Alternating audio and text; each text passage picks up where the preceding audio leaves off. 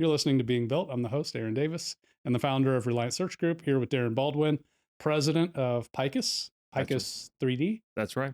President of PIKUS3D. That's a cool company. We've had a conversation about it once before, but you were brand new at the time. A lot's happened over the last 3 years. That's right. You want to start there?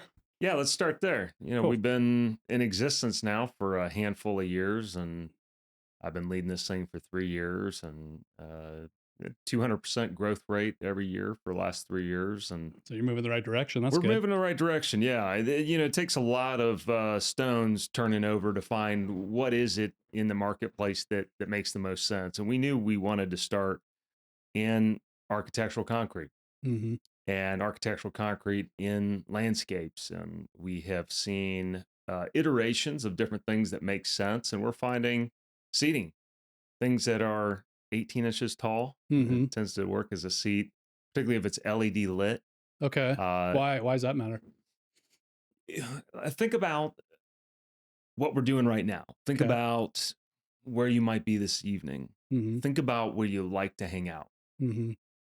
You're probably sitting in all of those situations that you're thinking about. That's a good point. So it's something that you touch, it's something that you interact with, and it's something that you perceive a high value on. Yeah. Relative to, say, it's funny, like if you want to go sit around a fireplace, if you want to sit at a beach, no matter where you sit, it's about 18 inches tall. Okay. You take the height of an 18-inch tall seat wall, as we call it, in landscape architecture. It could be a focal wall. If it's more sculptural, it becomes the focus point. Okay. But we're going after seat walls all over America. We got over 70 different installations across 16 different states. Nice. Now. And so we've earned the right to go after some very large projects with very high-end developers and their architects that design these things. I tend to think of you guys when I see ornamental or beautiful spaces as opposed to just a wall, just kind of a square, boring, basic wall. Right. Is that true? Is that accurate? Do you guys deal with stuff that's like better looking or more artistic or? Absolutely. Yeah. So we have an installation on Michigan Avenue in Chicago where you have some of the most expensive real estate in the US, and it is sculptural seat wall, and it's LED lit. We actually have 3 LED lights in one of the seat walls. It's over a podium deck, and that just means it's on a raised deck over top of the subway. So think about if you're doing the sidewalk, most people don't know this, over the Mag Mile in Chicago is over a subway. Okay. And so being lightweight does matter. The fact that we're printing something that's hollow. Well, I didn't even think about that. Versus if you and I build a concrete wall, right? If we're pouring, anytime you use forms or molds, which is very analytical, anytime you're building concrete up until now has been analog. Okay. It means we're using our hands, we're cutting boards, we're pouring concrete.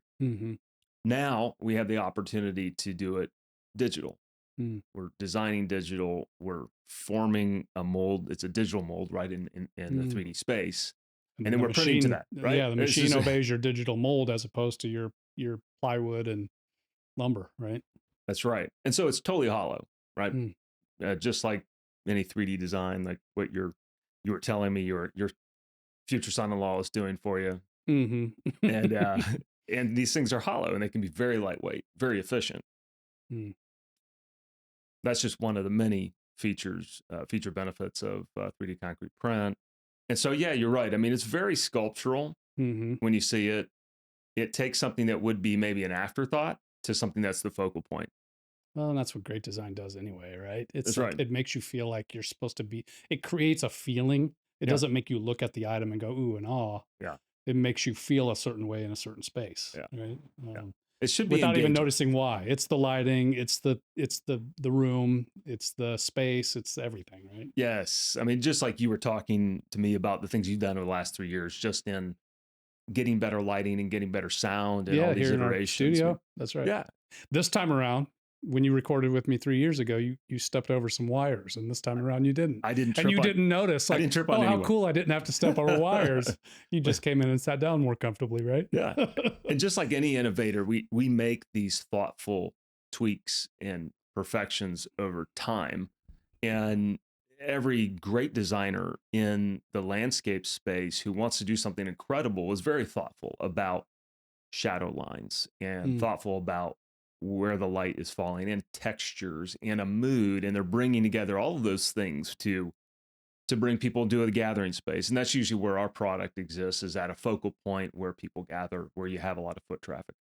how does your design team interact with the architect, or maybe in some cases the general contractor, whoever's leading the Mhm. project?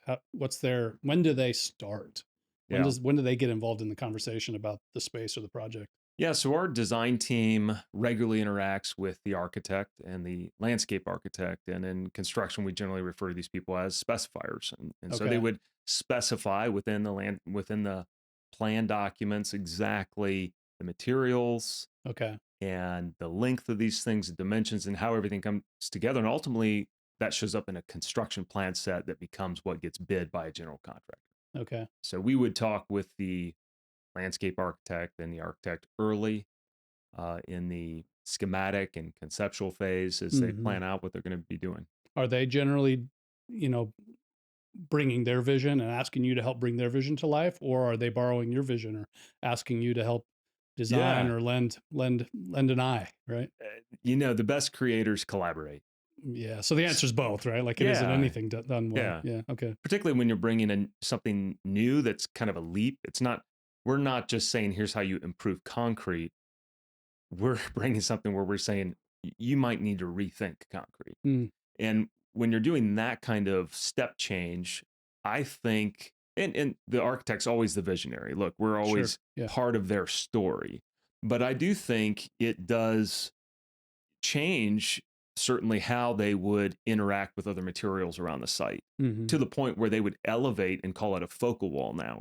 It's no longer an afterthought. It becomes the sculptural centerpiece. Hmm. I give you an example in Austin, Texas, where we have a tech company who is doing a remodel for headquarters in Okay. their Austin office.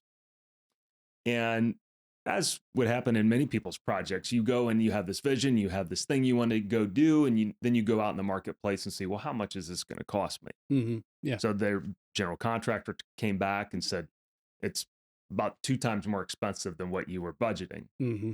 Well, our item was the sculptural desk wrapping around the staircase and it started as a desk and went down to an ADA height and then wraps around the security space and the whole staircase that goes up to the Wow, that's main so terrace. thoughtful.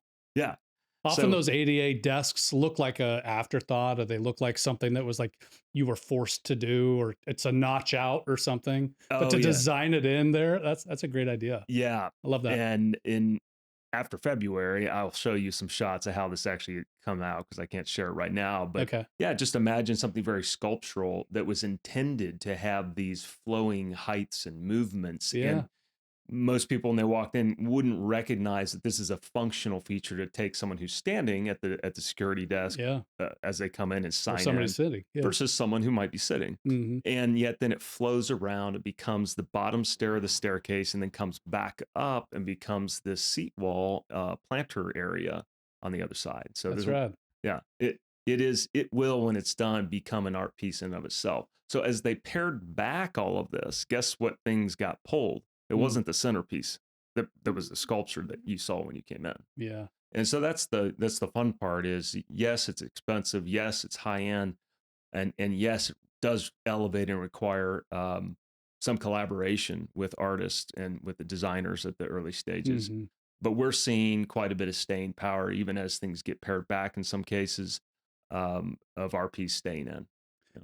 You know what's funny is I was just thinking recently.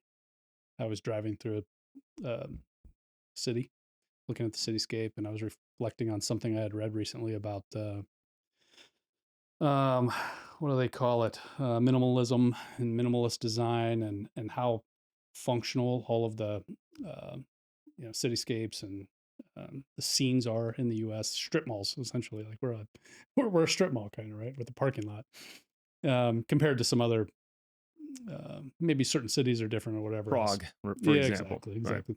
Hmm. Some 1,000-year-old cities or whatever. You look at churches in the U.S. and oftentimes it can literally be a strip mall, right? That's right. And if not, it's a steel building or whatever else. And it's not. I'm not saying it's better or worse necessarily, but when you see beautiful things that have lasted, it makes you wonder: was it the material they used, or was it the fact that it was beautiful that made it last?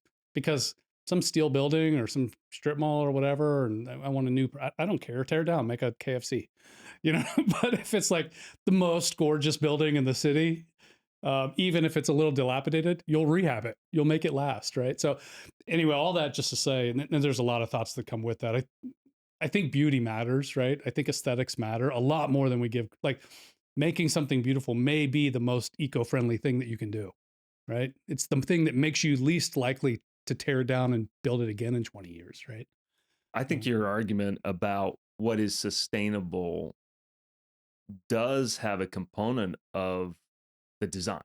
To your Mm, point, something that has thoughtful design has longevity. yeah.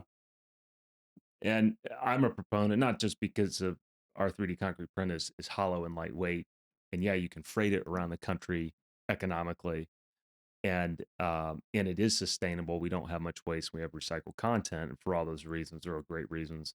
But because of what you say about its design, its Hmm. ability to take forms and movement, that's very exciting. Yeah.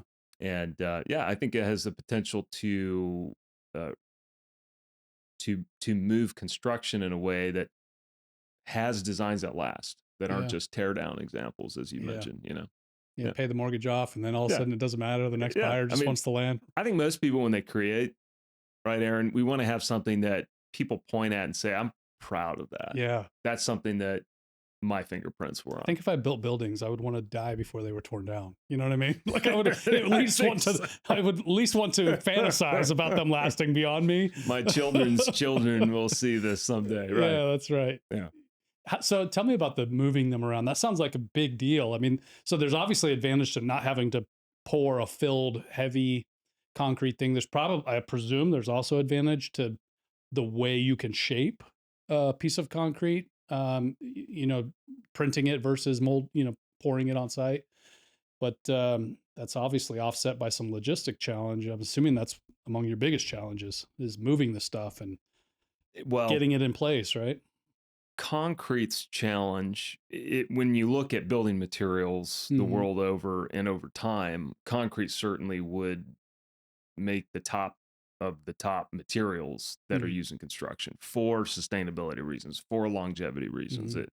The Romans pioneered concrete and we're still using it today, largely in the same way. We make forms and we pour concrete in them. And it really hasn't changed until recently with 3D concrete print for us to be able to make things that are hollow.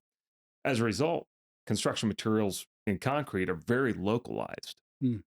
You think about most cast in place or precast concrete companies all over the nation exist very local. Hmm. They make decisions locally, they form it up locally, and they pretty much stay within about 150 miles Okay. of where they are. Hmm. That is not a restriction that we have because of your point, because it's so lightweight. Hmm. And we're probably 84 to 95% less heavy Okay. than precast or cast in place concrete. And as a result, that means we can, 84 to, so like 90% less. that's what, if You weigh 10% as much as the same you product if it take, was poured in place. yes, you take you 10% take the an weight. object, and we've Wow. studied this across a lot of different product types and compared side by side, A versus B. And we're 1/6, that's the Hmm. 84%. Um, and then sometimes because we're so lightweight, we're deleting the the structure below grade, right? Because if you have a very heavy Yeah. So you object, can also put less infrastructure to, right. yeah, into So the you may not flooring. want Or, to throw this on your floor if it's 6,000 pounds, will fall through. mm-hmm. But if it's only 500 pounds, Mm-hmm. You Now can we're use a talking about different beam structure. or whatever. Yeah. Exactly. No, That's or wild. no beam, right? And so then you're deleting that weight of the Yeah. below grade structure. And so once you start calculating that in, and we're seeing that in Parks and Rec, for example, at Lake Eola in Orlando, we deleted out the piers for these big kind of river stone looking objects Hmm. that were setting in the park. And once we did that, we're now sitting at 1/20th of that overall weight. Wow. Yeah. That's cool. Yeah. That's really cool. Yeah. But those things also mean we can ship further. They also mean it takes less time from a construction standpoint. So if you're the general contractor overseeing the process, now you Mm-hmm. don't have to build those below grade piers, Mm-hmm. right? Yeah. It eases And your tie them overall build into the requirements. unit on top, right? So you're saving just from a install perspective. Yeah.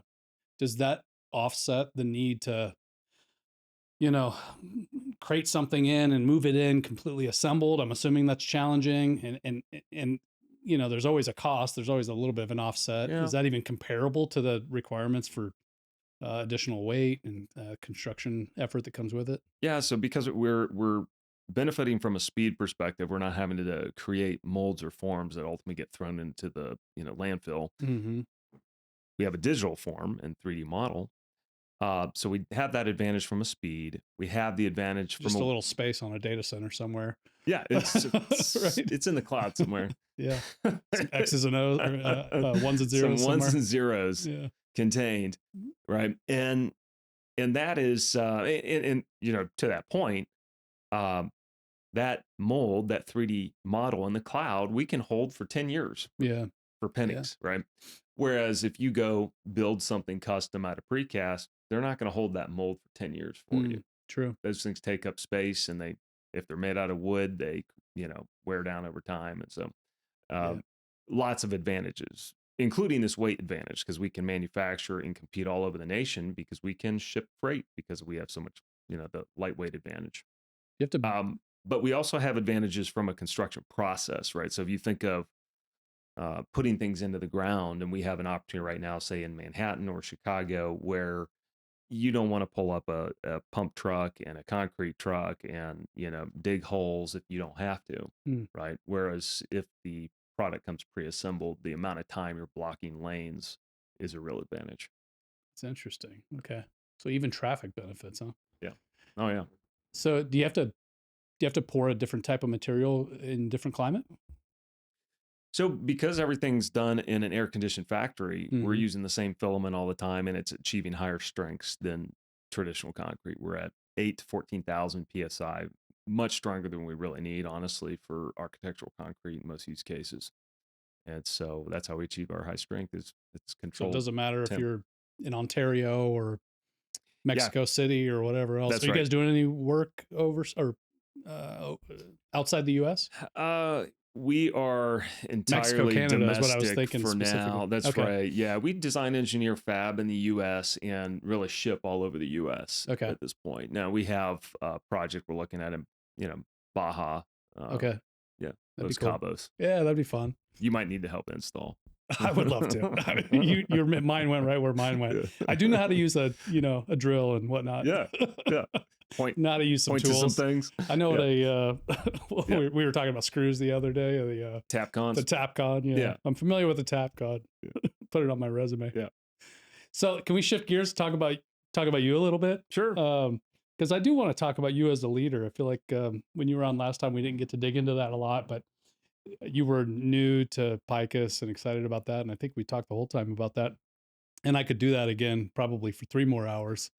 But I want to talk about you as a leader a little bit. I'm curious about what you've run into since you joined PIKUS. It doesn't come without challenges. Accomplishing big things doesn't come without challenges. There's setbacks that happen. Yeah. I know how real world is. It's 3 steps forward, 2 steps back kind of thing, even when Right. you're moving forward. So what kind of challenges have you run into, and what has been your biggest hurdle, and how'd you get past it?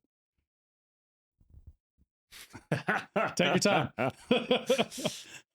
I think to contain It's all post edit, so yeah, that's right. Spit it out, and if you don't like it, we'll try again. To contain 3 years worth of adjustments and things that I've had to learn in doing into one 1 hour session just wouldn't do it justice, honestly. Okay. but I'll try to, contain what I can and do summarize it. Um, Go ahead.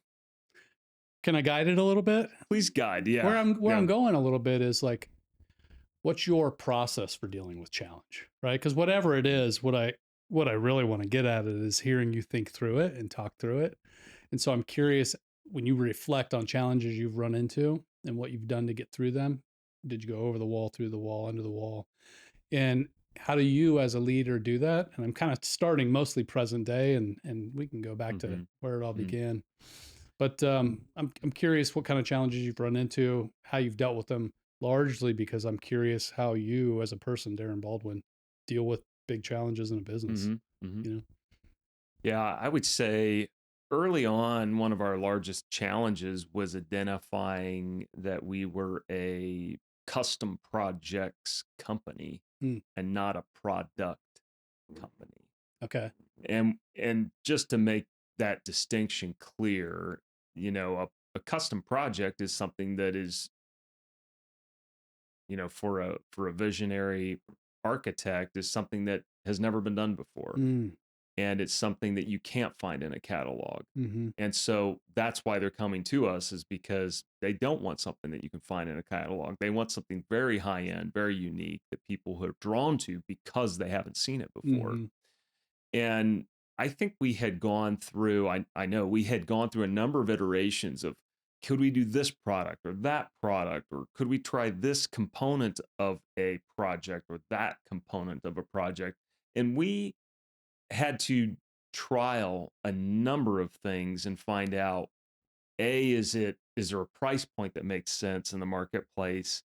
And B, can we do it at a cost where we can make margin, right? And mm-hmm, these things aren't maybe immediately evident mm-hmm, in the custom space, because it comes down to oftentimes what people are willing to pay for a sculptural thing, mm-hmm, whether it's an actual sculpture, it could be a fountain, it could be a facade wall, it could be a bench, and you can go on and on and on. mm-hmm, And honing in on the items or item where we knew we wanted to focus there mm-hmm, and go from one to the next.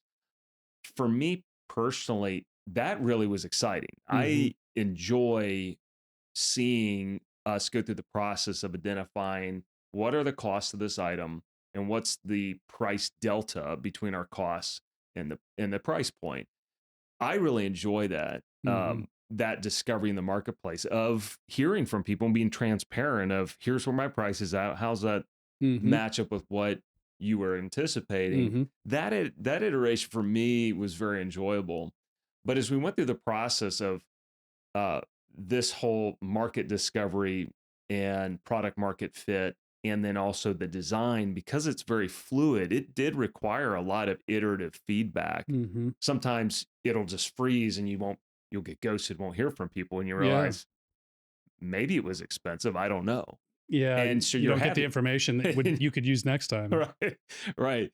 And so some of this takes a little bit of time Mm-hmm, uh to figure out. So I enjoy the complexity of that data. For mm-hmm, me, um, having something that is technically challenging from a design standpoint, something that is also required engineering, because some of these things had never been engineered before. mm-hmm, One of the reasons that I think 3D concrete print has had maybe a slower, any innovation in construction has a slow adoption rate, because it's high risk.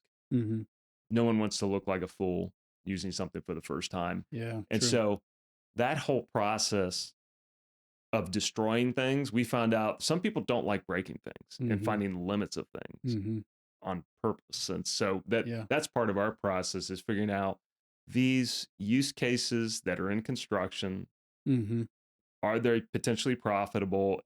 But then you have to figure this out real quick. Can it stand up to the stresses and loads? mm, And that's not an easy calculation. Sometimes you realize, well, this thinner, cheaper thing with less steel in it was profitable. But after we did our study, we realized we had to increase the strength. Now all the steel, now all the mm-hmm, extra weight. And before you know it, we've priced ourselves out of the market, but it's now strong. mm-hmm, Right. That is the complexity of design plus engineering, Mhm. I actually thrive in. I really enjoy. And I have found that, there's some people who are really wired to enjoy complex Mhm. challenges, Mhm. and we have those people on our Yeah, I team. was gonna So, say, it yeah. sounds like that's the team you've put Yeah. together, that that's assembled there, Mhm. because you've grown, obviously. And it sounds to me, what I hear you saying, Darren, is that, you're kind of reinventing the wheel over and over and over, trying to decide which wheel to roll on, and then you decide, oh, no, no, we're wheel makers, right? Like, let's just be good at customization, collaboration, innovation on a per project basis, and help our customers figure out the best possible product that you can deliver for them each Right. time, right? Mhm. As opposed to Mhm. making a widget, pushing a widget, Right. right? So you okay.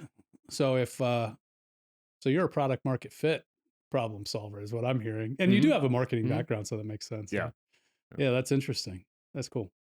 How did you did you how much marketing did you do? I guess I knew you in your last role. You were, but selling a license for $12 a month or whatever is very different than big investments in a big project or whatever. You can buy a piece of software or whatever. There's a lot of things you can do tinkering with market fit when you're selling software that you can't do in construction. Yeah, I mean, every business is a marketing problem to solve to some Mm, degree, right? And mm, figuring out product market fit. Early in my career, most of that was around services. So I mm. was selling consulting services, Okay. strategy consulting. I then got into retained Mm, search and human capital consulting. And so, it's strategy and it's people, and in some cases, it's tools and workflow, and mm, selling all of that in and of itself has some complexity. Um, but it's not necessarily a product, right? mm, It certainly is a mix of services. And then product more relatively recent, prior to coming to PIKUS3D was digital product mm. for uh, really encouraging wearables and informing Okay. people. Data Yeah, products, it was a really. data product. Yeah. And certainly to your point, I mean, that's something you can adjust fairly rapidly. I think in Mm. terms of we need to add a feature, you have your software engineer add it. For the most part, I don't mean to insult anyone listening to this, but No, yeah, I mean, it's there's complex in other ways, it's but in complex terms in of other ways, right? in terms of your nimbleness or whatever, it's Right. not. Your You can agility be is right. You can be nimble and mhm, agile in that respect. With a concrete product, finding and honing in on what the problem to solve is, because there is when you come to a architects and they're used to these constraints, they've been used to mhm. concrete constraints Yeah. their whole life. They've not known concrete to be something that they could make organic shapes out of, right? Yeah. And it wasn't like they were, beating on our door saying, "This is a problem. Why doesn't someone come up with a solution to this problem to Yeah. have more organically shapen things that would last, right, 1,000 Yeah. years from now?" Yeah.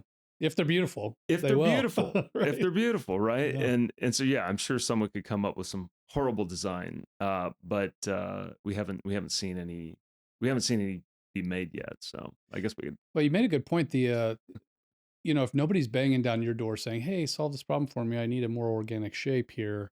Right. If when you're doing something new, nobody knows to come looking for you, and you have to go find them. And so you're finding customers, architects, whatever, who Hmm. don't know that problem's been solved, or don't know exactly how that problem's been solved, and why they should consider an Yeah. alternative approach to it, right?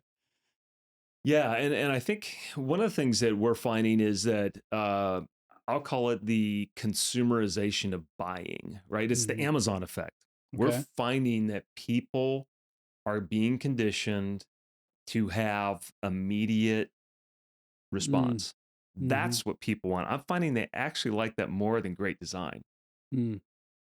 And so I'll give you an example. So Okay. so so a lot of our projects initially where people had got into uh, delays. They Mhm. had gotten to some pain point and they couldn't get this custom precast item because it was coming over from Italy and it was a 12-month lead time.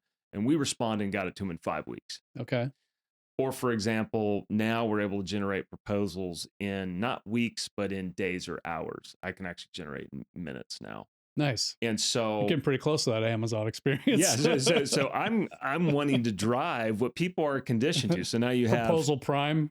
right. You want to pay for that little smile, Prime Hmm. proposals. Yeah, sign up. It's a monthly fee. So then you have your construction managers coming out of school. They land at a big GC and they hear PIKUS3D can get you a price this afternoon. Mm.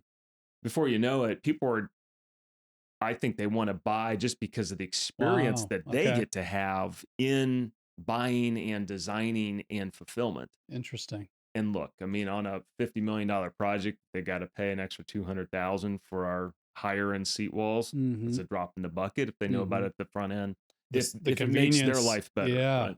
So the convenience, the accessibility to the intel they need to make decisions and move forward Yeah, is as valuable as the product. That's I think interesting so. because you can do design digitally, not with tape measures and whatever else, right? Like you. We're doing design digitally. Hmm. We're doing fabrication digitally, and eventually we'll be doing freight digitally. Mm. I mean, it'll Yeah, be that's a fun idea, isn't it? we'll be going from literally dream to arrival all digitally. How old are you going to be when you ride your first drone? When you have your first drone, autonomous drone ride? You know, I've seen that in Fort Lauderdale Oh, really? here recently. The concept of this is supposed to be out, I think, sometime. They said tail end of next year, That's which fun. probably means 2030. Wonder how affordable that'll be. Um, I'll let you fly it first. Sounds fun. They did say it was got 12 rotors, so if one of them goes out, you know, Yeah, you're covered, huh? yeah, you're pretty good. It's hard enough to get my mom to take a drive in the self-driving car. You know what I mean? So I Yeah. wonder how hard it's. There's plenty of young folks out there that trust technology. It's explicitly though. They'll jump in the. Mhm. I'm looking forward to it. That's fun. I often tell my friends and family like, man, it's so cool to live in the future. You know, I still remember when I could first use a credit card in a drive-through, and like we're about to jump into drones, and you're 3D printing walls and concrete planters and such. And it is really fun to see the world evolving so quickly in front of us. Yeah. But logistics is a budding space, man. I mean, you mentioned being able to even deliver product digitally. Is that among your bigger challenges, the logistics of your product, or is that a No, pretty awareness streamlined? is our biggest Is it challenge. really? So Yeah. it's really just about making your buyers aware that this is a solution to the problems they're facing. Mm-hmm. Hmm. Yeah. I think awareness that you can do concrete different. You know, Mm-hmm. we were in an architect's office yesterday,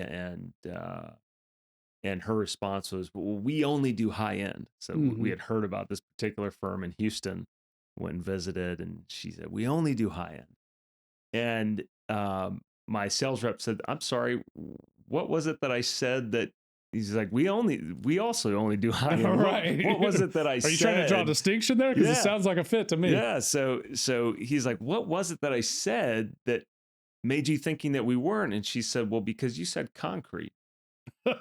And you know, I realized just how grounded we are in concepts that we Yeah. think we know and understand. Like in everything most architects have known and understand about concrete, it's gray, it's heavy, Yeah. and it cracks, right? And the idea that it can be angular, I'm sorry, you know, that it can be white, it can be any texture and color you want, that it can be organically shapen. Mm-hmm. That's not an intuitive thing. No, no. So should you reference concrete at all? I mean, is there a question mark about how you talk about yourself? Or there's so many different ways you could go when it comes to messaging and talking to your would-be customers. Yeah. Today we say we do focal walls. Mm-hmm. And, you know, most people think high end focal walls. I mean, to your point, and eventually you got to get to the material, and Mm-hmm. most construction almost starts with that conversation. Makes sense. So there's almost no way to get around it. I did Mm-hmm. think about that early on, whether we call it polygrout, because technically we can say You're just postponing the inevitable, though. It's the second question if it's not Yeah, the they're first, like, so why "What's not just polygraph?" address Okay, it's concrete. it? It is crazy though what the answers that it immediately it generates. I run into that myself Yeah. in business, in my experience, that we're shortcutters, right? Mentally, we are people who we like to categorize things so that we can quickly get to decision making. And Mhm. so concrete's got a certain it sits in a certain filing cabinet, and you assume all these things that go with it. And you guys are shaking that up. That's interesting. Yeah. It really resides in a category, literally in construction, right? We have 49 different divisions of construction, and concrete is division 3. Hmm. And in our most recent project, they put us in division 13, which was specialty other. Interesting. So what's the significance of the divisions? I don't follow. Oh, not to sidetrack the conversation, but concrete is division 3 just in terms of materials. So I see. construction materials are 49 different divisions. So you Okay. would find your In terms of electrical, materials. right, Okay. right, electrical and concrete would Yeah. not be in the same division. Well, let me go back to if I may. Yeah, I yeah. want to go Take back us in the to right direction here, Aaron. hey, we're having fun. I could talk all day about construction and such. It's fun. I am curious though about you as a back to you as a leader. Um about like really what I'm curious about, what I was kind of intent on getting into is your like kind of driving values as a leader. And I'll give you some time to chew on that while I talk about my own experience with that. Yeah, sure. So, a couple of years ago, maybe after we recorded our last episode together, went through a process where I rebranded, right? And before I did all of that, I went through a process where I had been to a seminar and saw a great talk on how important, particularly in a small firm, that executive leader or founder or CEO or president or whatever, how critical um, their own values are, their work, could be work values, could be a number of different things, but how critical that person is in terms of driving the values of the organization. And so I went through a process where I was like, oh, okay, well, before I pick a name and before I make a tagline and get clear on what I'm saying to my customers, let me slow down a little bit and just look at myself and what drives me, what makes me. And so I went through a process of saying, like, these are my values as a professional, as a service provider in my space and the work that I do. And then, I made my brand out of that. So that was fun that I was at a position where I was, I knew myself well enough, but I hadn't articulated it. And I was in the process of creating a brand, right? That's right. And so being able to do those things together was fun, and it's really helped a handful of things in the business that happen every day, right? That are Hmm. conversations with customers, conversations with staff, conversations with, in our case, candidates. Our delivery process, and all of that began with me thinking about what values matter to me as a business person. And it's not all like ethical, moral kind of values. Sure. Some of it is like the way I work, what matters to me and in how I work. And anyway, so that's me killing time so you could think about yourself a little bit. What about Yeah, you, Darren? I'm yeah. curious, like what kind of values drive you as a leader, as you're kind of building processes, go to market strategy, wrapping your team around that Hmm. and taking them to market? Yeah, What kind of values drive the way that you lead your team and your company? yeah. We actually have these documented, Cool. and Good. we refer to them as our F words. We have Oh, that's fun. five Fs. Why Yeah. not be edgy, right? Take the edge off the concrete and put it into that's the values. Look at that's you. right. Taking the edge off the concrete, putting it in the values. I like that. Yeah, and so it goes like this. The first one is frontier, Okay. meaning we're we are pioneering something that is new and does have an amount of risk to it. Hmm. There is some things that you could ask AI, you could search on YouTube, and you won't find the answers. And Mm. we're having to figure this out. We literally the first commercially focused 3D concrete printer in the United States Mm. with the largest 3D, climate controlled 3D printer in the world. Mm.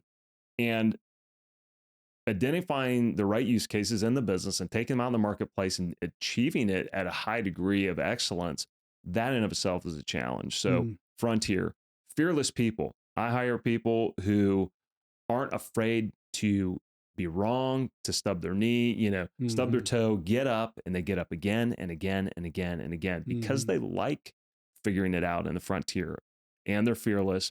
Makes I sense. like Those go people together. who are good collaborators. They're good family, which means they're usually frank. I don't have the word frank on there, but as you were asking, I was like, Hey, that yeah, should I go in like people who are there. transparent. I don't want to figure this out 4 months from now, what you Yeah. really think. I need to know this afternoon because this is a small business pioneering the space.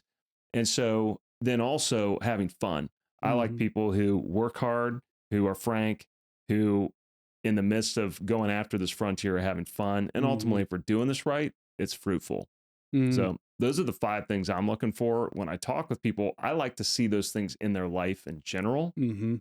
Um, I if see those things in you actually, so Oh, that's thank cool. you. Yeah, Yeah, that adds up. As I've gotten acquainted with you, I can see how that kind of reflects the way that you lead, yeah, the way that you operate as a person. yeah.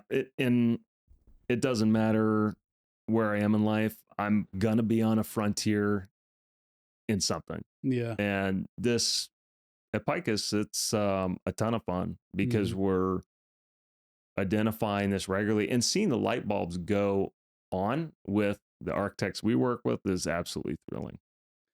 That third one, whatever it was, like, kind of being able to be frank, collaborating, whatever. Yeah, Knowing yourself, being able to say out loud, there's a problem. This is how I'm feeling about this. yeah, I'm not sure what this problem is exactly, but being bold enough to say, like, something doesn't feel right. I want to talk through this. Right. yeah. And that is such a undervalued attribute, I think, in all of business, given how fast everything changes these days. Like, there's a new tool, there's new software, there's a new marketing approach, blah blah blah.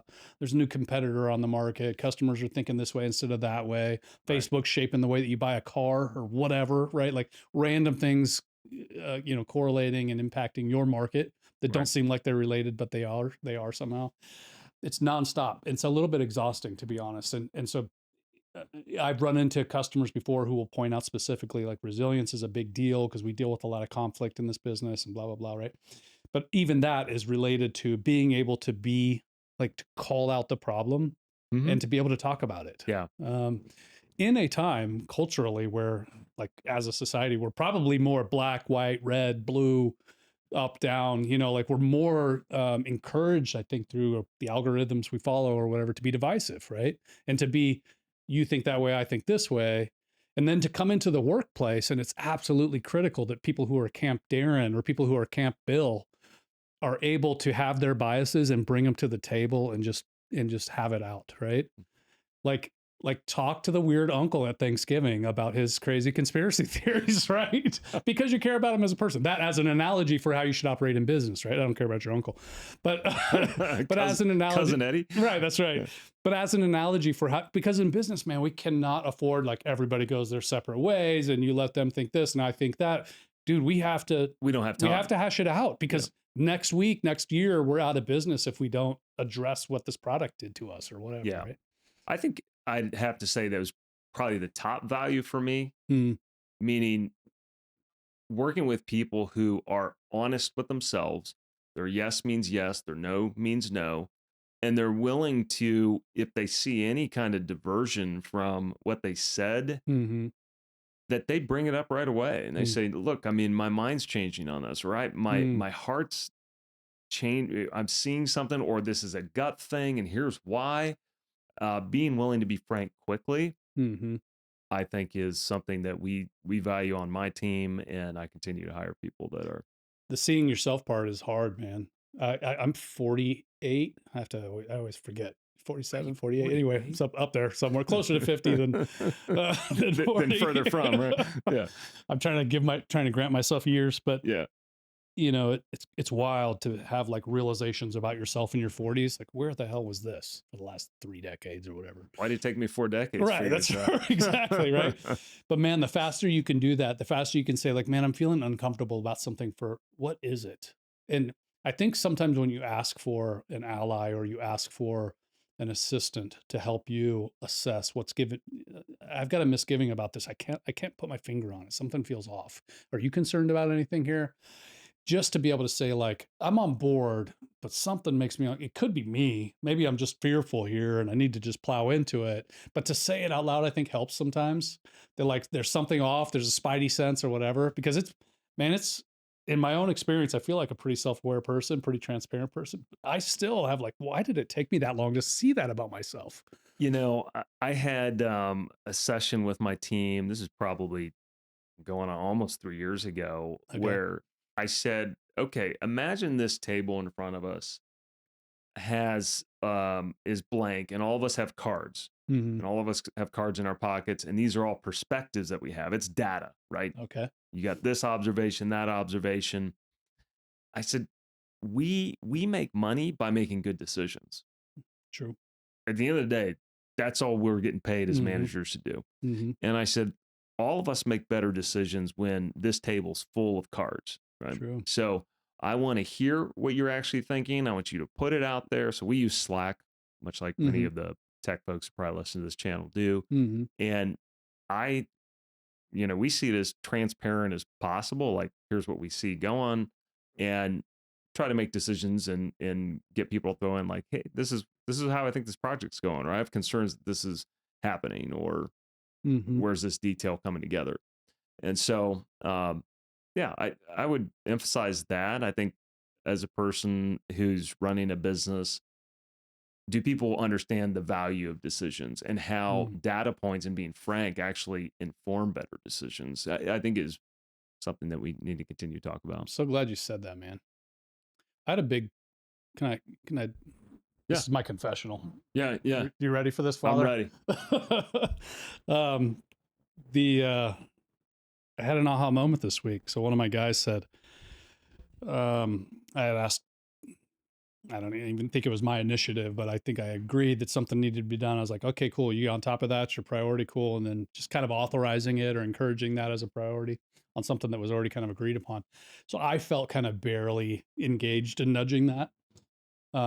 But as is often the case, executives forget the volume of their voice and how loud it is and how meaningful it is. And I was saying something that was a directive and it was a big deal.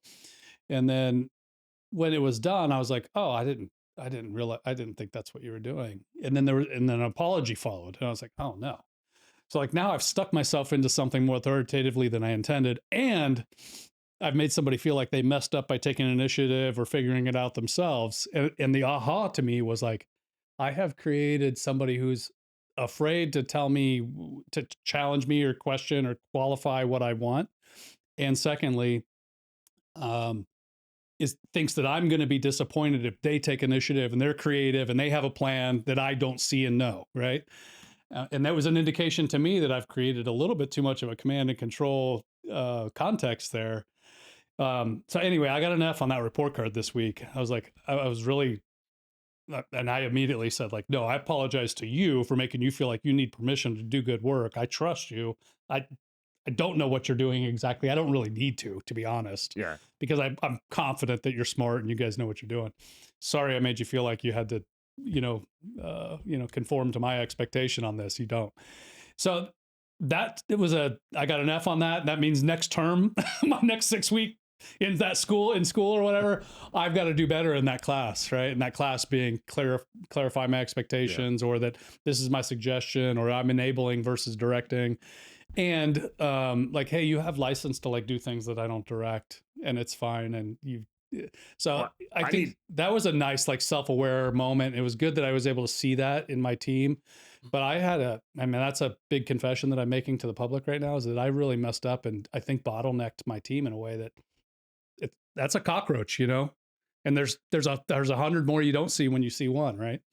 You know, I appreciate you sharing that because I'm probably on the other end of the spectrum. Mm. Generally, how I Hmm. operate is, Yeah, we talked about that not long ago. Yep. call me if you're drowning, right? I mean, Yeah.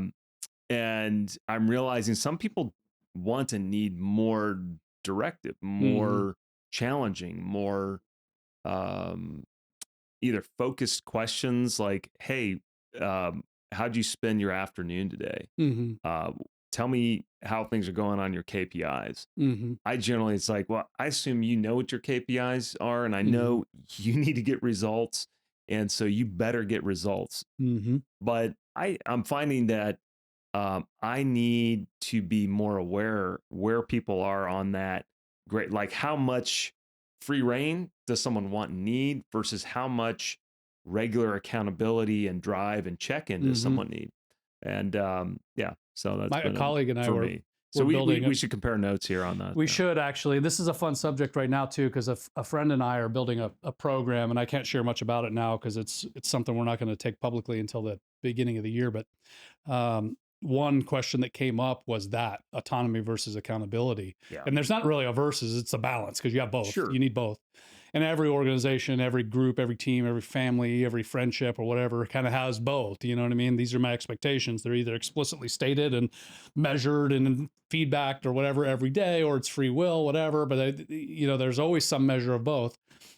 And I think as a leader, you kind of have to figure out what aspects of each matter are worth the offset, right? Hmm. Because when Hmm. you create autonomy in a group, you're essentially like, okay, well, you can go a week without checking in with me, and I don't need to talk to you about what you've done, Right. and or you can go 3 months without talking to me, and then oh wait, are we a team? Right? Or you Hmm. can go 3 hours and I want an update, right? And that's so you're very kind of extreme cases there.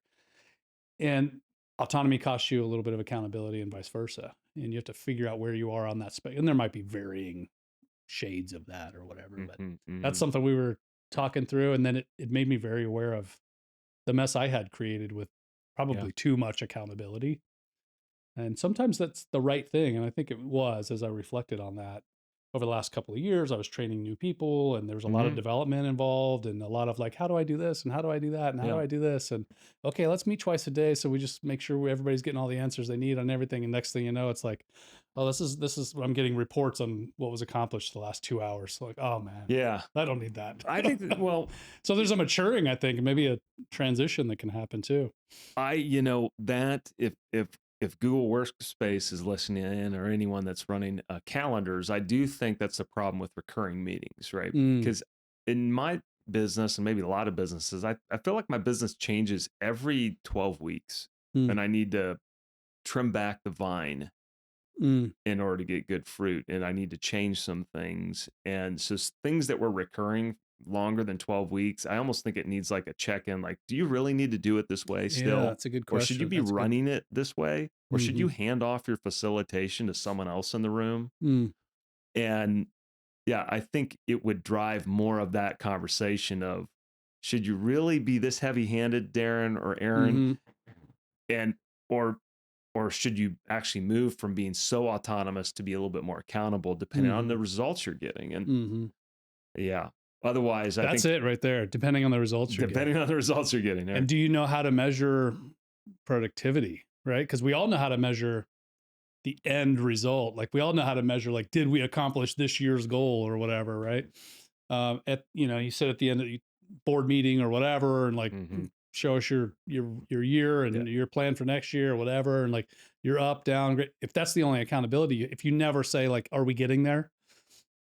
You may not, right? So checking in at some point, like how do you know that you're progressing there in the right direction? It can't all be outputs. It's got to be some inputs being observed, right? yeah. Whether it's by that person observing them or that leader observing them. And I guess the answer to that question about the balance is how confident are you that you're progressing toward that objective successfully? Thanks for this mentoring session. This was good. I always appreciate your perspective. Somebody asked me the other day about having a board of advisors or something. I'm like, I record podcasts with executives. They teach me They every teach. every week. I have They somebody in usually here say something. giving me Yeah. some aha moment about my. Of course, you're not looking at my book, so They, you got a minute? you have a whiteboard or a presentation here? Yeah. Man, we're a remote team, so I do miss the whiteboarding love of Oh, being together in the space with people. yeah. Mentioning whiteboard, Are you you 100% we're remote? all remote. Yeah, we're all remote. We get together every week or so. Like, Okay. yeah, we'll You go do to get events together every week. together and we'll do a co-share space together, that kind of thing. My search consultants are local, so Okay. we do spend time together. But yeah, but not in an office space that's ours. So we don't have artifacts hanging on the wall. You mentioned whiteboards, and it just brought a little tear to the inside of my eye because I miss them. Well, if you're in Salt Lake City, you can work at our place and Can I? join us for a little while. So Yeah, we've got yet one whiteboards more there. office space I can We do. borrow. Yeah. Yeah, I'm remote, being all of my employees are in Salt Lake City, Yeah. and then except for three of us, so and the other three of us, we're not all getting together on a regular basis. So Yeah. I have a little bit of that challenge. I miss it. You know what? I love working together in the same space with people. I also, and you obviously run an operation where there's infrastructure that you share, so you have to be there together. But um, we send emails for a living, more or less. So like we could do it from the other side of the planet. It wouldn't matter. But I still miss being in the same room with people, strategizing, collaborating, even just hearing the buzz of my colleagues around me on the phone and whatever else. I do miss it. I do think it costs me something. I also think there's a value in being able to create some just it's a benefit to my team, and so we've opted to just Mm-hmm. keep it. Mm-hmm. It's something I can offer to them. That it also doesn't make me more money to spend money on health insurance, but it's a benefit that's valuable Yeah. to my team. So Yeah. I spend it. Do I think it costs me something? Yes, it costs me a lot, and so does working remotely. But I think it's Yeah. worth it for Mm-hmm. us. Mm-hmm. But there's been a lot of return to office initiative lately, and I can't be mad at them about it because I don't know. There's something about being connected and being in person and Yeah. whiteboards. I love whiteboards.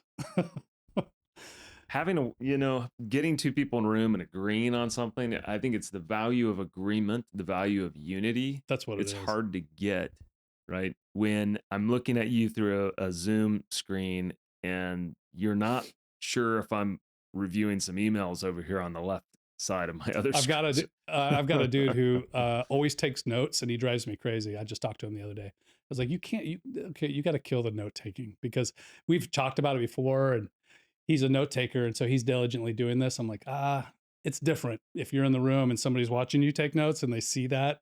Like it creates a feeling. It Oh, creates I'm paying close attention to you. for all you know, I'm he's emailing other people. It creates the very negative. It's like it's like I don't know. It's like bad posture or something. It's not like a bad ethical thing. It's just sending a signal that you don't realize it's sending.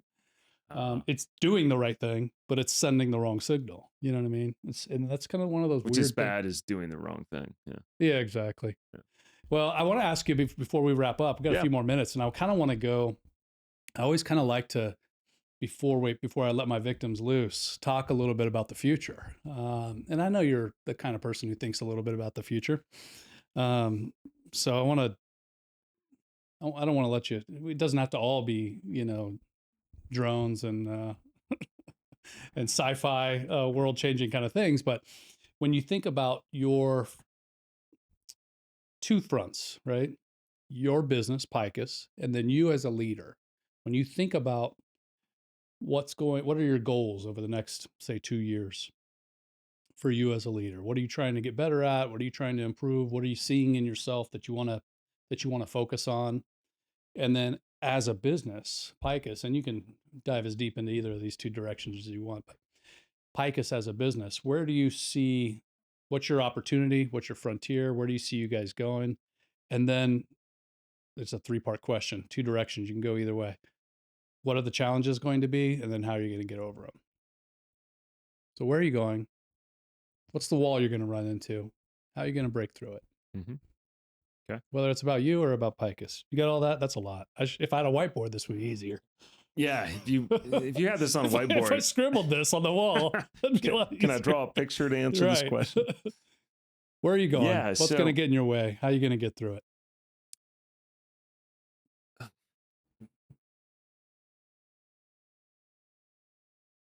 I think one of the things that we're going to see in the next 2 years that I'm excited about at PIKUS is having people go from being unaware to being someone who is not just excited, but also engaged in a regular basis. So we do have repeat firms today. So that's growing. That's cool. Yeah. Yeah. So actually having one firm that's repeated, multiple times has specified us is exciting. That's cool. But being able to see this, That's a big deal. Thank you. being able to see this kind of ripple throughout a firm nationally and Mhm. regionally, I anticipate that happening. Um, Being able to see our work uh, in major publications, I anticipate that happening soon. Mm, Being able to be profitable, I anticipate that soon. that's cool. And what comes with that, the addition of resources within the team, that's exciting. Being able to automate even more things Talk about from, autonomy, like yeah, having budget to build scale out the team the way you scale out need the to and want team, to. That's a scale big out the deal. team. It's a big deal. That's exciting. And for me personally, I'm excited what comes with that Mhm. in seeing the team develop. There's people who we've added and they're learning. I love seeing them thrive Mhm. and being able to add more people that are aligned with our values. To me, I just get to touch more people. I get Well, to, then you get to, so back yeah, to you now, then you get to get into mentoring, right? yeah. Which is fun. Instead of, hey, I joined this firm. How does this work, guys? Show me. And then you're making leadership decisions. You're getting to bring new people in and mentor them. That's fun. That's what I love. I love seeing people learn and seeing them part of creating something that's unique. So That's really um, cool. some of that's going to be people that we add to, and some of that is people we touch. So What's going to I get in your way? yeah, um, one of the things that I'm concerned could get in the way are the shiny opportunities that come with doing high tech, right? Mhm. Doing 3D concrete printing. And because there isn't a YouTube, thousands of people done this before, where I can ask AI or I can do a Google search, I have to be quick to say, no, that's something that's going to take us down a path where we're not going to get much return, or yeah, that's going to produce a lot of return. I think that's the biggest challenge for me personally as a Mhm. leader, is to really hone in on the few things we're going to do really well Mm. and not get distracted on things that could be just a little bit off. For Interesting. me as a leader, that is a challenge. Yeah. So the good problems are, or the good opportunities Yeah, are the biggest risk to your great we opportunities. right. The good opportunities can steal away our energy and focus from the great That's where opportunities. your great stories, your publications, your repeat customers, your Yeah, good margins. That's yeah, where all of that comes from, is the great stuff, right? yeah. Oh and man. and some of that is people too. Mhm. Sometimes a True. person or a certain customer Mhm. can steal away all sorts of energy and focus and time and not have good return. And I regularly pray about that and protection for our team and Mhm. and for our Well, that's what I families. was And going to say. What are you going to do about it? yeah, so I pray about it, I like it. one, and I expect that we'll be covered. I expect Mhm. blessing on our work and that Mhm. we're going to be fruitful in what we do, Yeah. and I declare it too. So that's part of it, is being disciplined. And Mhm. I'm also going to get even more fit. My wife and Yeah, you I said you are, were been running lately. yeah, That's yeah. good. I actually ran like I don't know, 6.5 miles today, and Did you? Well yeah, done. but I want to get more muscle. So There you go. Do it. I need to build out a workout room first. Okay. So I'll show you we're in mine the before you leave. process. It's Yeah, we garbage, should. but it's Yeah, it might provoke ideas. I'd love to see it. Yeah, It's a good scrap room, is what it yeah. is. Um, okay, cool. I like that you're thinking through the things that it's going to take, because I mean, when you talk about prayer and getting fit or whatever, it's really about getting your mind right and having yourself in the right frame of mind and being prepared for success. I love that optimism, man. Like and it also tells me that you as a leader know that one of the greatest risks in you making great decisions is you being fit and prepared, Mhm. right? You Yeah. being in as good a shape mentally, emotionally, spiritually, physically, to to that good versus great decision to pick the right way, right? That's a yeah. Thank you for that. It's a great idea. Life is a lot of small decisions that accumulate, to some momentum towards a direction. And I just want to make sure we're accruing towards adding value to everyone we run into. You want to go check out the gym? Yeah, let's go check All it right. out. Great job on All right. podcasts. Yeah, Appreciate you being on the show. it's good hanging with you.